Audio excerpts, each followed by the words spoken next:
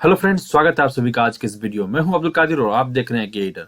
Friend, आज के इस वीडियो में बताऊंगा कंप्लीट 67th बीपीएससी का क्वेश्चन नंबर 1 से लेकर क्वेश्चन नंबर 50 तक का सोल्यूशन कंप्लीट बताऊंगा गाइज। तो वीडियो में बने रहे गाइज। बिना कोई देरी के क्वेश्चन को मैं स्टार्ट करता हूं। क्वेश्चन नंबर पहला है, भारत के किस राज्य में पंचायती व्यवस्था नहीं है? तो भारत के कुल 3 राज्य और एक केंद्र शासित प्रदेश में एक पंचायती व्यवस्था नहीं है। तो 3 राज्य कौन कौन से हो गए? 3 राज्य हो गया प्लस एक केंद्र शासित प्रदेश है। तो 3 राज्य है, वो है मेघालय, एक है नागालैंड और एक है मिजोरम। ये 3 राज्य हो गए जहां पे पंचायती व्यवस्था नहीं है, और एक केंद्र शासित प्रदेश है जो जिसका नाम है दिल्ली, जहां पे वह पंचायती व्यवस्था नहीं है। दिल्ली हो गया केंद्र शासित प्रदेश, और एक 3 राज्य हो गया जहां पे पंचायती व्यवस्था नहीं है। तो इसका आंसर क्या हो जाएगा? ऑप्शन नंबर ई। तो चलते हैं क्वेश्चन नंबर 2 की तरफ। तो क्वेश्चन नंबर 2 कह रहा है, प्रत्येक राज्य में लोकसभा की सीट का निर्धारण परिसीमन आयोग द्वारा किया जाता है। इस परिसीमन को किस वर्ष तक रोक दिया गया है? तो इस परिसीमन को 2026, ऑप्शन ए 2026 तक रोक दिया गया है। तो चलते हैं क्वेश्चन नंबर 3 की तरफ। क्वेश्चन नंबर 3 कह रहा है, सर्वोच्च न्यायालय एक मतलब सुप्रीम कोर्ट क्या है? तो सुप्रीम कोर्ट, पहला ऑप्शन देखते हैं, संविधान का अंतिम विवेचक है, ये सही ऑप्शन है। उसके बाद सिविल न्यायालय है, ये भी सही ऑप्शन है। उसके बाद संघीय न्यायालय है, ये भी सही है। मानव अधिकारों का संरक्षक है, ये भी सही है। तो इसका ऑप्शन हो जाएगा ई। करेक्ट आंसर क्या हो जाएगा? ऑप्शन नंबर ई। तो फिर चलते हैं नेक्स्ट क्वेश्चन पे, क्वेश्चन नंबर 5 की तरफ। तो क्वेश्चन नंबर 5 कह रहा है, सामुदायिक विकास का उद्देश्य क्या है? तो सामुदायिक विकास का उद्देश्य है आर्थिक विकास, मानव पूंजी का निर्माण। तो इसका सही आंसर क्या हो जाएगा? ऑप्शन नंबर ई, एक से अधिक। तो चलते हैं क्वेश्चन नंबर 6 की तरफ। क्वेश्चन नंबर 6 कह रहा है, 2022 के भारत के 16वीं उपराष्ट्रपति चुनाव के लिए निर्वाचन मंडल में कितने सदस्य थे? करेक्ट आंसर हो जाएगा option number D, 788 seat. Lok Sabha में 245 हो गए लोकसभा में, और 543 सीट राज्यसभा में। टोटल अगर जोड़ेंगे तो ये हो जाएगा 788। तो निर्वाचन मंडल में कुल सदस्य कितने थे? 788। तो गाइस चलते हैं 7th नंबर क्वेश्चन पे। 7th नंबर क्वेश्चन कह रहा है कि भारत का राष्ट्रपति कितनी बार पुनः चुनाव के लिए पात्र होता है? मतलब वह भारत का राष्ट्रपति कितनी बार चुनाव लड़ सकता है? तो इसका सही आंसर हो जाएगा कितनी भी बार। ऑप्शन नंबर बी जो है इसका सही आंसर होगा गाइस। चलते हैं क्वेश्चन नंबर 8 की तरफ। क्वेश्चन नंबर 8 कह रहा है कि लोकसभा में सामान्यतः कितने सत्र होते हैं? तो लोकसभा में सामान्यतः 3 सत्र होते हैं। ऑप्शन नंबर सी करेक्ट हो जाएगा। पहला होता है जिसको कहते हैं बजट सत्र, उसके बाद इसको बजट सत्र कहते हैं। दूसरा होता है मॉनसून सत्र, और तीसरा और अंतिम सत्र जो होता है उसको कहते हैं विंटर सत्र। ठीक है, तो टोटल कितने सत्र होते हैं? 3 सत्र होते हैं। तो ऑप्शन नंबर 3 करेक्ट हो जाएगा गाइज। क्वेश्चन नंबर 9 की तरफ गाइज। क्वेश्चन नंबर 9 कह रहा है, स्वतंत्र भारत के प्रथम विधि आयोग के अध्यक्ष कौन थे? इसका करेक्ट आंसर हो जाएगा ऑप्शन नंबर बी गाइज, जो है श्री MC सेतलवाद। ये जो है स्वतंत्र भारत के प्रथम विधि आयोग के अध्यक्ष थे। तो चलते हैं नेक्स्ट क्वेश्चन पर गाइज। नेक्स्ट क्वेश्चन जो है 10वां नंबर क्वेश्चन है, वो कह रहा है, भारत में यदि एक राज्य एक चुनाव लागू किया जाता है तो भारतीय संविधान के किस अनुच्छेद में संशोधन की आवश्यकता होगी? तो अगर एक राज्य एक चुनाव लागू किया जाएगा भारत में, तो अनुच्छेद 172, ऑप्शन नंबर डी जो गाइस, उसमें संशोधन की आवश्यकता होगी। तो चलते हैं नेक्स्ट क्वेश्चन की तरफ। नेक्स्ट क्वेश्चन है, वस्तु वर्गीकरण और समूह के अनुसार विश्वव्यापी निर्यातों में भारत का हिस्सा वर्ष 2018 में कितना % था? तो ये गाइस 1.7% था गाइस। ऑप्शन नंबर सी इसका करेक्ट आंसर हो जाएगा। नेक्स्ट क्वेश्चन आता है गाइस, वो है, चतुर्थ अग्रिम अनुमान के अनुसार वर्ष 2020-21 में भारत में गेहूं का कुल उत्पादन कितना था? तो 2020-21 में भारत में गेहूं का कुल उत्पादन था 109.5 मिलियन टन। ऑप्शन नंबर जो सी है गाइज वो सही हो जाएगा गाइज। नेक्स्ट क्वेश्चन है गाइज, जीवंत ग्राम कार्यक्रम के संबंध में सही कथन क्या है? तो जीवंत ग्राम कार्यक्रम जो है ये चालू हुआ था ये उत्तरी सीमा पर सीमावर्ती गांव के विकास के लिए चालू हुआ था गाइज। इसका सही आंसर हो जाएगा option number b guys. Question जो आया था गाइज वो है कि बिहार के आर्थिक सर्वेक्षण 2021-22 के अनुसार गलत कथन क्या है। बिहार का जो तृतीयक क्षेत्र जो है उसका वो 8.5% की उच्चतम दर से बढ़ा था, ये सही कथन है गाइज। बिहार का जो प्राथमिक क्षेत्र है वो 2.3% की दर से वृद्धि हुआ था गाइज, यहाँ पे 2.8% है, तो ये गलत हो जाएगा गाइज। तो गलत कथन जो हो जाएगा वो ऑप्शन नंबर बी। तो हमारा जो सही आंसर हो जाएगा इसका गाइज वो ऑप्शन नंबर बी हो जाएगा। तो चलते हैं गाइस क्वेश्चन नंबर 15 की तरफ। तो क्वेश्चन नंबर 15 में है शहरीकरण के बढ़ते स्तर के अनुसार बिहार का निम्न जिले का सही क्रम में चुनिए। मतलब यहाँ पे कुछ बिहार का कुछ जिला दर्शाया हुआ है, उसके शहरीकरण के बढ़ते स्तर के अनुसार उसको चुनना है। तो इसका जो सही आंसर हो जाएगा, तो शहरीकरण जो सबसे ज्यादा हुआ है पटना में हुआ है गाइस, ठीक है।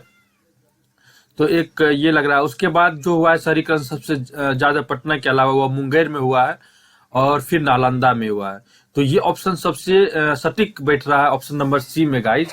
तो इस क्वेश्चन का जो करेक्ट आंसर हो जाएगा option number c, Nalanda, Munger और फिर पटना।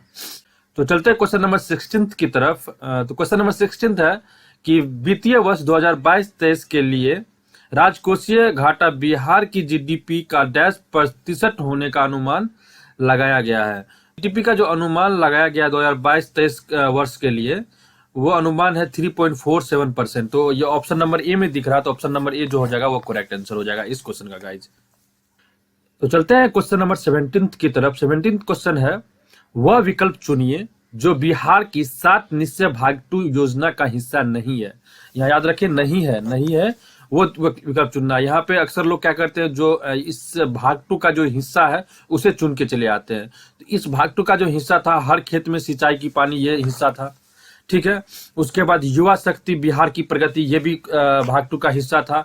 उसके बाद सशक्त महिला और सक्षम महिला, ये भी भाग 2 का हिस्सा था। जो हिस्सा नहीं था वो ऑप्शन नंबर बी है, सभी के लिए वायु मार्ग जो है ये हिस्सा नहीं था, बिहार 7 निश्चय भाग 2 का हिस्सा। तो याद रखेंगे गाइज, तो ऑप्शन नंबर बी जो हो जाएगा इसका इस करेक्ट आंसर होगा, ठीक है। तो चलते हैं गाइज नेक्स्ट क्वेश्चन की तरफ। नेक्स्ट क्वेश्चन है प्रति व्यक्ति आय के अवरोही क्रम में बिहार राज्य के जिले का सही क्रम चुनिए। बिहार राज्य का कुछ जिला ऑप्शन में दर्शाया गया है, वहां पे मुझे पर कैपिटा इनकम वो डिसेंडिंग ऑर्डर, अवरोही क्रम में डिसेंडिंग ऑर्डर में मुझे चुनना है। तो पर कैपिटा इनकम जो डिसेंडिंग ऑर्डर में था, सबसे ज्यादा जो था पर कैपिटा इनकम वो शिवहर का था। तो शिवहर जो है वो सबसे ज्यादा था, तो वो ऑप्शन नंबर डी में दिख रहा है। तो सबसे ज्यादा शिवहर का था, उसके बाद अररिया का था, उसके बाद पूर्वी चंपारण का था, उसके बाद किशनगंज का था, उसके बाद नवादा का था। तो ऑप्शन नंबर डी जो हो जाएगा, ऑप्शन नंबर डी वो करेक्ट आंसर हो जाएगा इस क्वेश्चन का गाइज। फिर चलते हैं नेक्स्ट क्वेश्चन की तरफ गाइज। नेक्स्ट क्वेश्चन है NSSO के 68वें दौर के आधार पर गरीबी अनुमानों के बारे में कौन सा कथन सत्य नहीं है। यहाँ पे गाइज ध्यान रखेंगे, सत्य नहीं है, जो कथन गलत है उसे चूज करना है। यहाँ पे गाइज होता है कि अक्सर लोग जो कथन सही रहता है उसे चूज करके चले आते हैं। तो क्वेश्चन को सही ढंग से पढ़ लेंगे, सत्य पूछ रहा है या असत्य पूछ रहा है, जो पूछ रहा है उसी के अनुसार हम लोग को टिक करना है ऑप्शन गाइज। तो यहाँ पे जो ऑप्शन गलत है, ऑप्शन जो असत्य है वो है ऑप्शन नंबर ए। भारत की 21.9% जनसंख्या गरीबी रेखा से नीचे जीवन यापन कर रही है। तो ये ऑप्शन जो था गाइज वो गलत ऑप्शन था, तो ये ऑप्शन मेरा सही हो जाएगा, ये ऑप्शन करेक्ट आंसर हो जाएगा इस क्वेश्चन का गाइज। तो फिर चलते हैं नेक्स्ट क्वेश्चन की तरफ गाइज। नेक्स्ट क्वेश्चन क्या है, निम्न में से कौन सा भारत में सूक्ष्म उद्यम को आंशिक रूप से परिभाषित करता है। इस क्वेश्चन का जो पहला ऑप्शन है गाइज वो मुझे सही लग रहा है गाइज, वो है संयंत्र और मशीनरी में 1.5 करोड़ से अधिक निवेश नहीं। तो ये ऑप्शन सही लग रहा है गाइज, परिभाषित सही करता है। उसके बाद एक ऑप्शन और है वार्षिक टर्नओवर 5 करोड़ से अधिक। तो ये आप लोग देख लेंगे, मुझे ये भी ऑप्शन सही लग रहा है, तो मैं कंफर्म नहीं हूं, लेकिन ऑप्शन नंबर ए जो है वो सही है। इस क्वेश्चन का जो करेक्ट आंसर होगा वो शायद ऑप्शन नंबर ए होगा, लेकिन आप लोग चेक कर लेंगे ऑप्शन नंबर बी भी अगर होगा तो फिर ऑप्शन नंबर जो ई होगा इसका करेक्ट आंसर हो जाएगा गाइज। इस पे कंफर्म कर लेंगे आप लोग। ऑप्शन नंबर ए कंफर्म है, बाकी ऑप्शन नंबर बी को आप लोग देख लेंगे। अगर ऑप्शन नंबर बी भी सही होगा तो इससे एक से अधिक सही हो जाएगा, तो इसलिए ऑप्शन नंबर ई चूज कर लेंगे आप लोग गाइज। तो देख लेंगे अपने अनुसार, इसको कंफर्म कर लेंगे गाइज। तो चलते हैं गाइस नेक्स्ट क्वेश्चन की तरफ। नेक्स्ट क्वेश्चन है, किसवा क्वेश्चन है वो, प्रधानमंत्री कृषि सिंचाई योजना के बारे में निम्न में से कौन सा गलत ऑप्शन है। ठीक है, तो कृषि सिंचाई योजना जो चालू किया गया था प्रधानमंत्री द्वारा, उसमें से कौन सा कथन नीचे जो दिया गया है ऑप्शन जो गलत है, वह जलभट्टों का पुनर्निर्माण ये में वृद्धि किया गया था, तो ये ऑप्शन सही है। उसके बाद वर्ष संचयन संरचनाओं का निर्माण, ये भी ऑप्शन सही है गाइज। ऑप्शन नंबर सी है कि जल निकायों की मरम्मत, ये भी ऑप्शन जो है वह सही है। और ऑप्शन नंबर डी जो है कुओं का निर्माण, ये ऑप्शन नंबर डी वह गलत है। तो यहाँ इसका करेक्ट आंसर जो हो जाएगा ऑप्शन नंबर डी हो जाएगा गाइज। तो चलते हैं गाइज नेक्स्ट क्वेश्चन की तरफ। 22वां नंबर क्वेश्चन है, वह भंडारी समिति किससे संबंधित है। तो भंडारी समिति जो है वह अप्रत्यक्ष कराधान से संबंधित है। तो ऑप्शन नंबर डी जो हो जाएगा वो करेक्ट आंसर हो जाएगा इस क्वेश्चन का गाइज। तो चलते हैं गाइज नेक्स्ट क्वेश्चन की तरफ। 23 नंबर क्वेश्चन जो है वो राष्ट्रीय पेंशन योजना एनपीएस से संबंधित सही कथन क्या है। सही कथन मुझे चुनना है। तो सही कथन जो है एनपीएस जो है वो इरादा द्वारा विनियमित किया जाता है। तो ऑप्शन नंबर ए जो हो जाएगा वो सही कथन हो जाएगा गाइज। तो चलते हैं गाइज नेक्स्ट क्वेश्चन की तरफ। 24 नंबर क्वेश्चन जो है वो है, निम्न में से कौन सा भारत के बजट 2022-23 की प्राथमिकताओं में सम्मिलित नहीं है। मतलब यहाँ पे देख सकते हैं नहीं है, इसको सही से पढ़ लेंगे गाइज। होता है क्या, चूज करके चले आते हैं जो मतलब इसमें शामिल है, जो प्राथमिकता में शामिल है उसको चूज करके चले आते हैं, वो नहीं पढ़ पाते हैं। तो ये सब क्वेश्चन को सही से पढ़ लेंगे गाइज। तो जो शामिल नहीं था वो है समावेशी विकास। ऑप्शन नंबर डी जो है ये भारत के बजट 2022-23 के प्राथमिकता में शामिल नहीं था। तो ऑप्शन नंबर डी जो हो जाएगा इस क्वेश्चन का वो करेक्ट आंसर हो जाएगा गाइज। तो चलते हैं गाइज नेक्स्ट क्वेश्चन की तरफ। 25 नंबर क्वेश्चन है, वित्तीय वर्ष 2021-22 में भारत में टैक्स जीडीपी अनुपात क्या था। टैक्स जीडीपी का परसेंटेज कितना था वित्तीय वर्ष 2021-22 में। तो ये जो टैक्स जीडीपी का जो अनुपात था, परसेंटेज था, वह 10.9% था गाइज। तो ऑप्शन नंबर बी में 10.9% है। तो ऑप्शन नंबर बी जो हो जाएगा इस क्वेश्चन का वह करेक्ट आंसर हो जाएगा गाइज। तो गाइज चलते हैं नेक्स्ट क्वेश्चन की तरफ। 26 क्वेश्चन है। 26 क्वेश्चन है, सुभाष चंद्र बोस ने निकोबार द्वीप को क्या नया नाम दिया था। तो सुभाष चंद्र बोस ने निकोबार द्वीप को स्वराज द्वीप का नाम दिया था। तो ऑप्शन सी जो गाइज है, ऑप्शन सी सही हो जाएगा गाइज। तो चलते हैं नेक्स्ट क्वेश्चन 27 की तरफ। 27 नंबर क्वेश्चन जो है गाइज बहुत बार पूछा जा चुका है बीपीएससी में, एसएससी में, रेलवे में। तो ये क्वेश्चन बहुत ही महत्वपूर्ण है। फरवरी 1922 में पुलिस चौकी में आग लगाने की घटना से संबंधित चोरी चोरा किस राज्य से बिलोंग करता है। ये घटना गाइज उत्तर प्रदेश राज्य से बिलोंग करता है, यूपी से बिलोंग करता है। तो ये क्वेश्चन बहुत ही महत्वपूर्ण है, याद रखेंगे क्वेश्चन ही गाइज। नेक्स्ट 28 नंबर क्वेश्चन है गाइज। 28 नंबर क्वेश्चन है, खुदीराम बोस ने किस स्थान पर किंग्स फोर्ट की हत्या का प्रयास किया था। तो ये गाइज बिहार के मुजफ्फरपुर जिला जो है उसमें प्रयास किया था। तो ऑप्शन नंबर ए जो हो जाएगा वो करेक्ट हो जाएगा guys. Next question 29 number question है गाइज। ये कह रहा है, आजाद दास्ता बिहार के किस आंदोलन के दौरान सक्रिय हुआ था। तो आजाद दास्ता जो है भारत छोड़ो आंदोलन के दौरान ये सक्रिय हुआ था। ऑप्शन नंबर बी जो हो जाएगा करेक्ट हो जाएगा गाइज। नेक्स्ट है गाइज 30 नंबर क्वेश्चन। ये कह रहा है, 1946 ईस्वी में गठित अंतरिम सरकार के मंत्रिमंडल में श्रम विभाग किसे सौंपा गया था। तो ये guys Jagjivan Ram, option number c जो है जगजीवन राम को सौंपा गया था। ऑप्शन नंबर सी करेक्ट हो जाएगा गाइज। तो चलते हैं गाइज नेक्स्ट क्वेश्चन की तरफ। नेक्स्ट क्वेश्चन है, 1942 ईस्वी में किस त्योहार के अवसर पर जयप्रकाश नारायण हजारीबाग के जेल से भाग निकले थे। तो ये अवसर था दिवाली का अवसर था, दीपावली का अवसर था। ऑप्शन नंबर बी जो हो जाएगा करेक्ट हो जाएगा गाइज। तो नेक्स्ट क्वेश्चन की तरफ चलते हैं गाइज। ये क्वेश्चन है, डॉक्टर राजेंद्र प्रसाद को संविधान सभा का सभापति चुना गया था। तो किस ईस्वी में चुना गया था। तो ये 11 दिसंबर को चुना गया था 1946 ईस्वी में। तो 11 दिसंबर 1946 हो जाएगा गाइज। तो ऑप्शन नंबर बी करेक्ट हो जाएगा। नेक्स्ट क्वेश्चन की तरफ। नेक्स्ट क्वेश्चन है, सीमांत गांधी के नाम से कौन जाने जाते हैं। तो सीमांत गांधी के नाम से खान अब्दुल गफ्फार खान जो है वो जाने जाता है। ऑप्शन नंबर बी जो हो जाएगा करेक्ट आंसर हो जाएगा गाइज। वो है, झांसी की रानी लक्ष्मीबाई की मृत्यु कहां पर हुई थी। तो झांसी की लक्ष्मीबाई की मृत्यु जो हुई थी वो ग्वालियर में हुई थी गाइज। ऑप्शन नंबर ए जो हो जाएगा वो करेक्ट आंसर हो जाएगा गाइज। चलते हैं नेक्स्ट क्वेश्चन की तरफ गाइज। वो है, बंगाल विभाजन के विषय में किसने कहा था, विभाजन हमारे ऊपर बम की तरफ गिरेगा।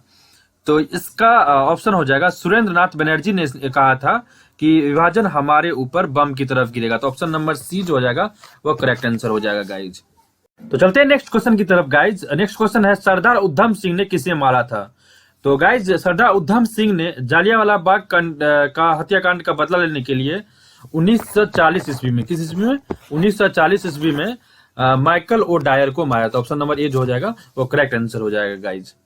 नेक्स्ट क्वेश्चन है गाइज, बारदोली सत्याग्रह का सफल नेतृत्व किसने किया था? तो बारदोली सत्याग्रह का जो नेतृत्व है वह वल्लभ भाई पटेल ने किया था। ऑप्शन नंबर सी जो हो जाएगा वो करेक्ट आंसर हो जाएगा गाइज। चलते हैं नेक्स्ट क्वेश्चन की तरफ गाइज। नेक्स्ट क्वेश्चन है, कुछ ऑप्शन दिए हुए हैं, इनमें से कौन 1946 ईस्वी में भारत भेजे गए कैबिनेट मिशन का सदस्य नहीं थे?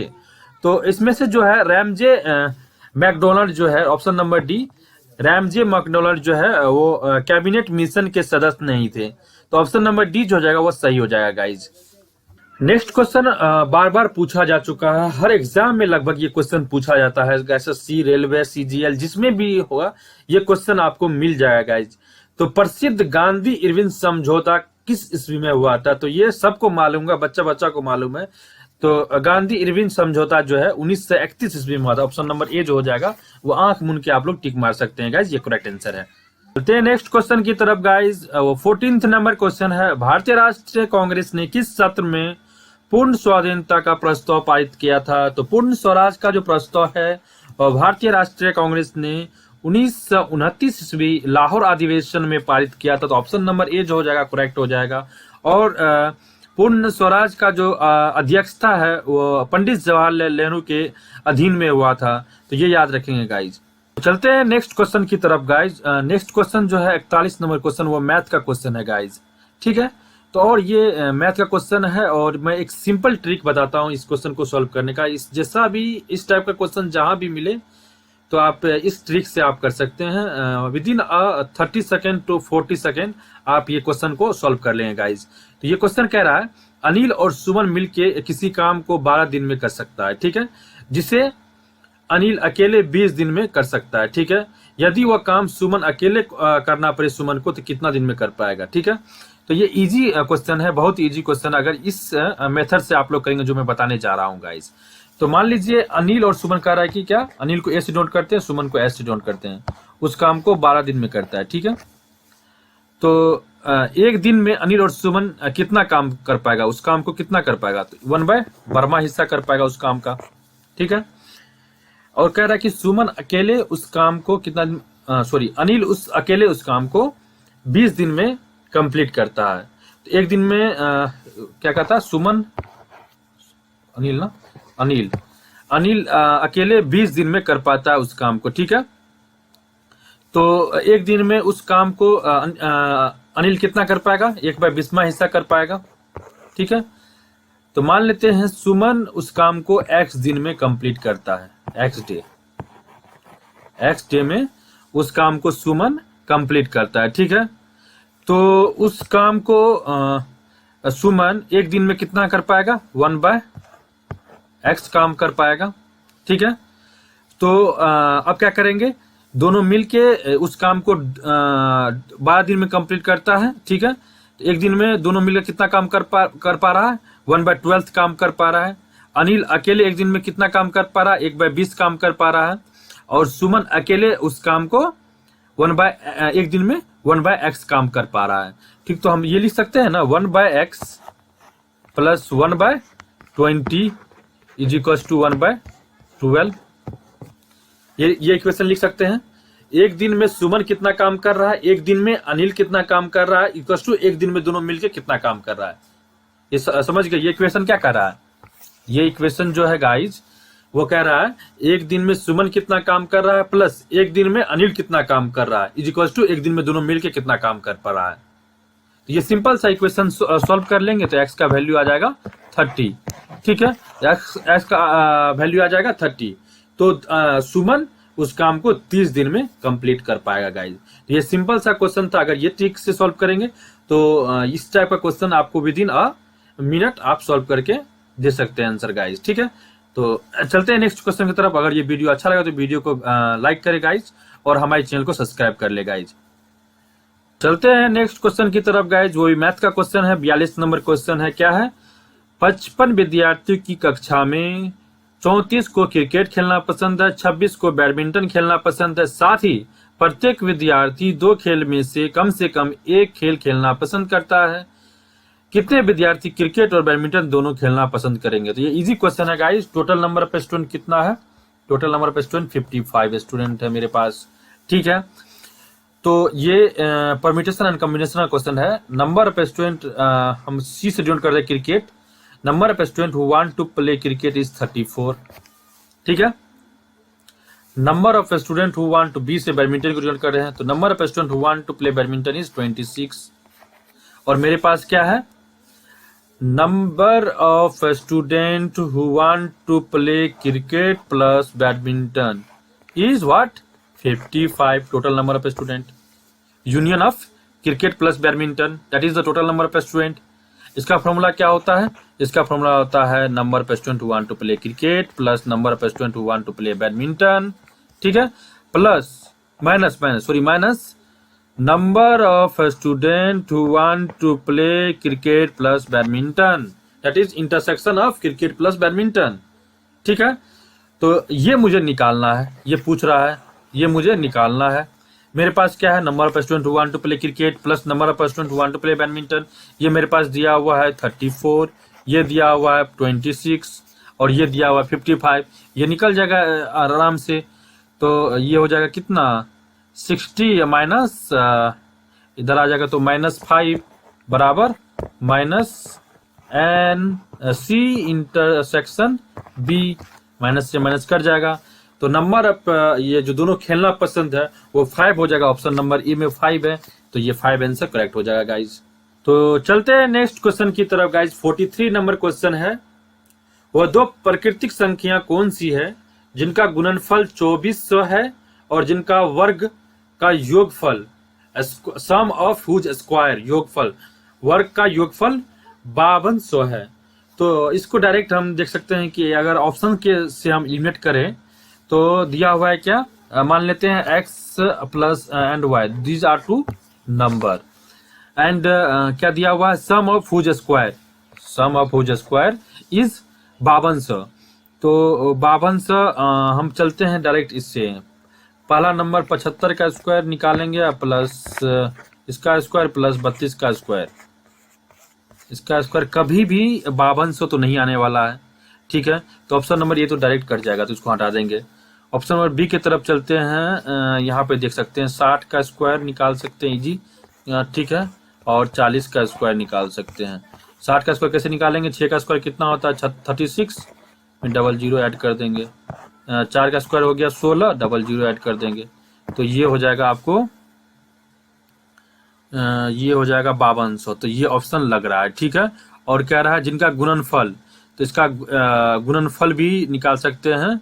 अगर गुना करेंगे 60 और 40 को तो 24 से आ जाएगा। तो ये ऑप्शन नंबर बी डायरेक्ट मिल रहा है कि ये सही है, ठीक है। 120 और 20, तो 120 का स्क्वायर जैसे 12 का स्क्वायर होगा 144 और 144 प्लस 4 का स्क्वायर हो गया 4, 2 का स्क्वायर हो गया 4। तो ये तो कभी नहीं होगा, तो ऑप्शन नंबर ए से सी कट गया। अब ऑप्शन नंबर डी, यहाँ पे दोनों का जो गुणनफल है वो 2400 तो आ जाएगा। 80 और 30 का गुणनफल 2400 तो आ जाएगा, ठीक है। एक तो मैच कर रहा है ये, लेकिन ये वाला कंडीशन जो है जिसका वर्ग का योगफल जो है 5200, ये कभी नहीं पूरेगा, क्योंकि 8 का स्क्वायर हो जाएगा 64 और 3 का स्क्वायर 9, 64 और 9, ये कभी भी 52 तो नहीं देगा। तो ऑप्शन नंबर जो बी जो हो जाएगा 60 और 40, दो ऐसे प्राकृतिक संख्या जो 60 और 40 है जिसका गुणनफल तो 2400 हो जाएगा, ठीक है। और क्या कहते हैं जिसका वर्ग का योगफल जो है वो 5200 आ जाएगा। तो ऑप्शन नंबर बी जो हो जाएगा 60 और 40 वो करेक्ट आंसर हो जाएगा गाइज। तो कंटिन्यू करते हैं, मैथ के सीरीज को कंटिन्यू रखते हैं गाइज। अगर अच्छा वीडियो लग रहा है तो वीडियो को लाइक कर दें, चैनल को सब्सक्राइब कर लें गाइज। अब 44 नंबर क्वेश्चन को डील करते हैं। बहुत ही इजी क्वेश्चन लग रहा है। 100 और 500 के बीच कितनी संख्या 4, 5 और 6 से विभाजन होंगे?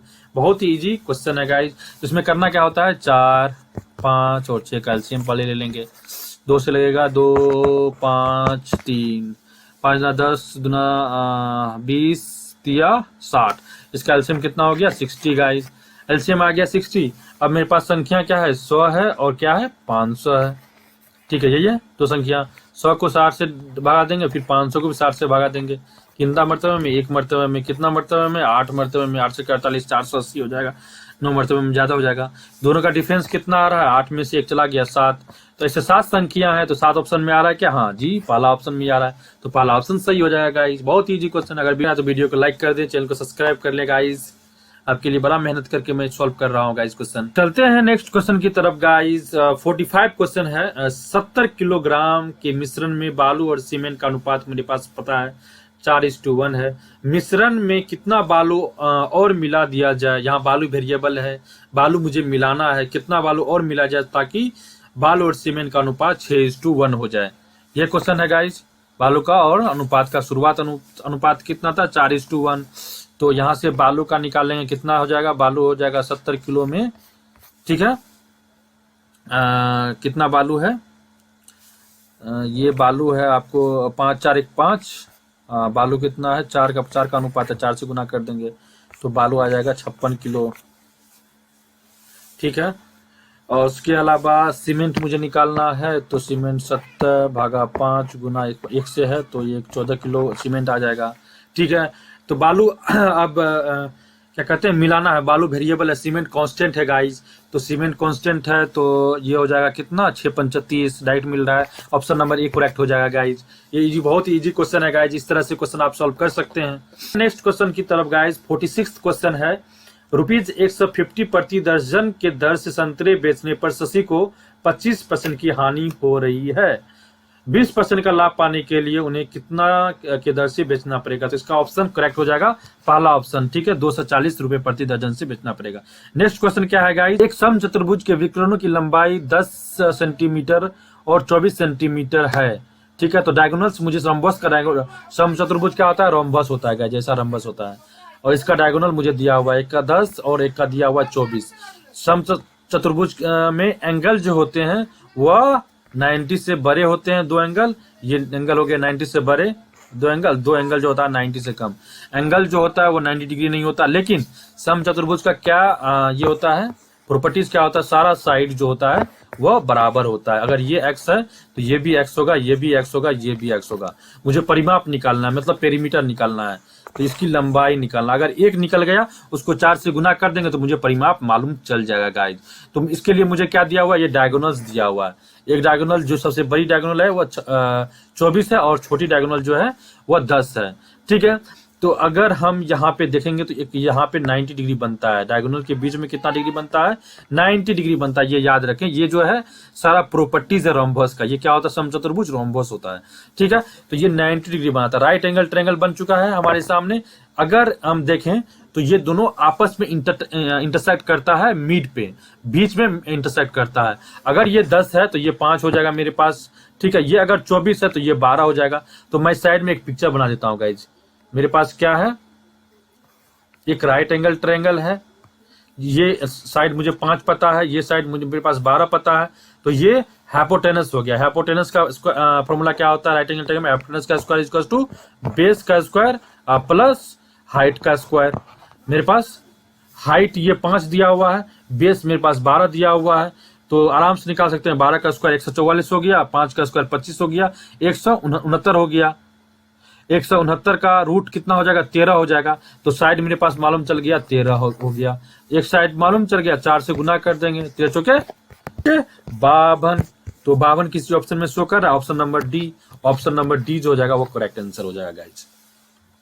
नेक्स्ट क्वेश्चन की तरफ गाइज। नेक्स्ट क्वेश्चन बहुत ही इजी है और रिलेटिव मोशन का क्वेश्चन है गाइज, जिसका भी फिजिक्स सही होगा कुछ भी ठीक होगा तो ये क्वेश्चन को 2 सेकंड में वो सॉल्व करके आगे बढ़ जाएगा गाइज। बहुत ही इजी क्वेश्चन है। क्या है, 140 मीटर लंबी रेलगाड़ी है जो कि 60 km प्रति आवर। देख सकते हैं यहाँ पे जो रेलगाड़ी की दूरी है, डिस्टेंस है, वो दिया गया है मीटर में, लेकिन स्पीड जो रेलगाड़ी का दिया हुआ है वो घंटा में, km प्रति आवर के हिसाब से दिया हुआ है। ठीक है, चल रहा है। और उसी दिशा में बोल रहा है क्या है, उसी दिशा में कुत्ता भी दौड़ रहा है, और ठीक है, और उसके कुत्ता का स्पीड कितना है, 18 km प्रति आवर के हिसाब से दौड़ रहा है। ठीक है, रेलगाड़ी कुत्ते को कितनी देर में पार करेगी, मुझे टाइम निकालना है कि रेलगाड़ी ये जो है कुत्ते को कितनी देर में, टाइम निकालना है, मुझे टाइम निकालना है। बहुत ईजी है, चलते हैं कैसे सॉल्व करना है। ये रिलेटिव मोशन, किसी को एक को हमको रोकना पड़ेगा, एक को रोकना पड़ेगा, तो कुत्ता को रोक देते। कुत्ता को कैसे रोकेंगे, 60 km प्रति आवर में से 18 को घटा देंगे, तो 60 में से हम 18 घटा देंगे तो हो जाएगा 42। अगर 42 km, ये रिलेटिव मोशन हो गया, km पर आवर। ठीक है, तो 42 km पर आवर। ठीक है, हमें पास डिस्टेंस पता, distance equal to relative velocity into time. Distance मेरे पास दिया हुआ है, ठीक है, और मेरे पास क्या पता है, वेलोसिटी भी, रिलेटिव वेलोसिटी भी पता है, टाइम निकालना है। डिस्टेंस कितना है, 140 मीटर है, मीटर में है। वेलोसिटी को भी मीटर पर सेकेंड में करना पड़ेगा। वेलोसिटी कितना, रिलेटिव वेलोसिटी 42 को 5 गुना 18, 5/18 से गुना कर देंगे तो मीटर पर सेकेंड में आ जाएगा, इनटू टाइम। तो यहाँ से आराम से टाइम निकल जाएगा। टाइम निकालेंगे तो 12 सेकेंड आ जाएगा, तो ऑप्शन नंबर ए जो हो जाएगा वो करेक्ट आंसर हो जाएगा। अगर ये क्वेश्चन सही लगा, मेरा तरीका सही लगा सॉल्व करने का गाइज, तो ये वीडियो को लाइक कर ले, चैनल को सब्सक्राइब कर ले गाइज। बहुत ही इजी क्वेश्चन है बीपीएससी में। अगर थोड़ा सा भी ये इस तरह का क्वेश्चन आप प्रैक्टिस किए होंगे, लोअर 12th क्लास में या फिर 10th क्लास में भी इस तरह का क्वेश्चन चालू हो जाता है, तो ये क्वेश्चन को 2 से 3 सेकंड में आप सॉल्व करके आगे बढ़ जाएंगे गाइज। तो इसका सही आंसर हो जाएगा 12 सेकंड। ठीक है, ऑप्शन नंबर ए में ही दिख रहा है 12 सेकंड, टिक मार के आगे बढ़ जाएंगे गाइज। आगे जो है गाइज क्वेश्चन नंबर 49 और क्वेश्चन नंबर 50, ये रीजनिंग से क्वेश्चन है, दोनों आपस में मिला जुला क्वेश्चन है गाइज। तो अगर चलते हैं क्वेश्चन नंबर 49 की तरफ। क्या बोल रहा है, एक घड़ी सुबह ठीक 6 बजे, ठीक है, 6 बजे सेट हो जाती है। यह घड़ी 24 घंटे में 10 मिनट आगे बढ़ जाती है। ओ, जब दूसरे दिन यह घड़ी 11 बजे पूर्वाह्न अंकित करती है तो सही समय क्या होगा। ओ चल ठीक है, क्या होता है, ये 24 घंटे में ये 10 मिनट आगे बढ़ जाती है। ठीक है, 24 घंटे में 10 मिनट, और सुबह 6 बजे सेट की जाती है घड़ी। ठीक है, तो 6 बजे सुबह में सेट अगर की जाती है आज, तो कल सुबह 6 बजे ये कितना टाइम दिखाएगा, 6:10। ठीक है, और मुझे देखना कब है, 11 बजे पूर्वाह्न में, 11 बजे मतलब दोपहर में मुझे ये देखना, और सही टाइम क्या होगा उस समय। तो अगर देखेंगे 24 घंटे में कितना, ये घड़ी 24 घंटे में 10 मिनट बढ़ जाती है। ठीक है, तो 1 घंटे में कितना बढ़ेगी, 10/24, 10/24 मिनट जो है ये बढ़ेगी 1 घंटा में। 24 घंटा में अगर 10 मिनट बढ़ रहा है तो 1 घंटा में 10/24 मिनट आगे बढ़ेगी। ठीक है, ये 1 घंटा तो नहीं हुआ, मतलब 24 घंटा से ज्यादा हो गया। 11 बजे, दूसरे दिन 11 बजे मुझे देखना है, तो 6 बजे अगर सेट किया जाती है, अगला दिन 6 बजे 24 घंटा हो जाएगा। 11 बजे 6 5 11, 5 घंटा और जोड़ दें, 29 घंटा टोटल हो जाता है। तो 29 घंटा में ये कितना बढ़ेगी, तो 29 घंटा में ये बढ़ेगी कितना, 1 घंटा में अगर 10/24 मिनट बढ़ती है तो 29 घंटा में 29 से गुना कर देंगे। ठीक है, तो 290/24, तो ये अप्रोक्स कितना बढ़ जाएगी, 12 मिनट 8 सेकेंड। तो 12 मिनट 8 सेकेंड ये आगे बढ़ जाएगी 11 बजे पूर्वाह्न में। तो सही समय मुझे निकालना है, तो सही समय अगर निकालना है तो 11 बजे में से हमको 12 मिनट घटा देना है, तो ये जो 10:48 सही समय होगा। तो 10:48 किसी ऑप्शन में दिख रहा है क्या गाइस, देख लेते हैं। पूर्वाह्न 10:48 ऑप्शन नंबर डी में दिख रहा है गाइस, तो ऑप्शन नंबर डी जो हो जाएगा इसका करेक्ट आंसर हो जाएगा गाइस। इसी तरीके से ये भी रीजनिंग का क्वेश्चन है गाइस, उसी क्वेश्चन से रिलेट कर रहा है। 5 और 6 बजे के बीच में किस समय घड़ी दोनों सुइया, मतलब minute hour as well as hour, दो मतलब मिनट का सुई और घंटा का सुई दोनों एक साथ होगा। तो ये इजी क्वेश्चन है गाइस, सॉल्व कर सकते हैं। 5:27.3/11 ऑप्शन नंबर ए जो है गाइस, इस समय मिनट का सुई और घंटा का सुई दोनों ही एक साथ हो जाएगा गाइस।